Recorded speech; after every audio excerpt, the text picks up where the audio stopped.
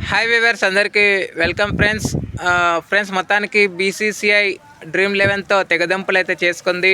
ఎందుకంటే మనందరికీ తెలిసిందే గత కొన్ని రోజులుగా ఏదైతే ఫ్యాంటసీ గేమ్స్కి సంబంధించిన ఆన్లైన్ గేమ్స్ సంబంధించినవి ఉన్నాయో అవన్నిటిపైన ఆమోదం అంటే పార్లమెంట్లో బిల్లు ఆమోదం పొందిన విషయం అందరికి తెలిసిందే. సో ఈ సందర్భంగా డ్రీమ్11తో తెగదెంపులు అయితే చేసుకుంది.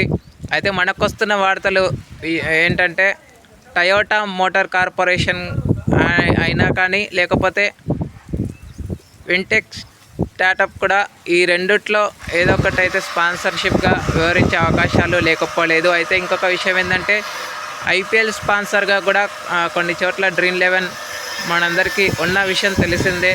సో అయితే ఈ డ్రీమ్11 ఏవేవైతే ఉన్నాయో ఏ ఫ్రాంచైజెస్కి అయితే ఉన్నాయో ఆ ఫ్రాంచైజెస్ కూడా డ్రీమ్11తో తెగదింపులు అయితే చేసుకునే అవకాశాలు కూడా కనబడుతున్నాయి. ఇంకొక విషయం ఏంటంటే ఏషియా కప్కి సంబంధించిన జెర్సీలు డ్రీమ్11తో ఆల్రెడీ ప్రింట్ అయ్యాయి. కానీ ఈ జెర్సీలు అయితే ధరించే అవకాశాలు లేకపోలేదు, అంటే ధరించకూడదని నిర్ణయించిందనమాట. అయితే ప్రజెంట్ అయితే మనకొస్తున్న అప్డేట్ ప్రకారం అయితే కొన్ని రిసోర్సెస్ చెప్తున్న విషయం ఏంటంటే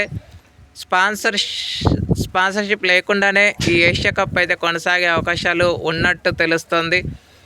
అతి తొందరలోనే టెండర్లని ఆహ్వానించబోతుంది బీసీసీఐ అన్నట్టుగా సమాచారం.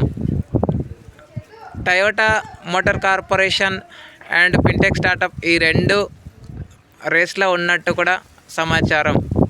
Okay friends, thank you. ఇలాంటి అప్డేట్స్ కోసం ఛానల్ని సబ్స్క్రైబ్, షేర్, కమెంట్ చేయండి. మరొక అప్డేట్తో మేము ఉంటాను ఫ్రెండ్స్. అంతవరకు సెలవు, నమస్కారం.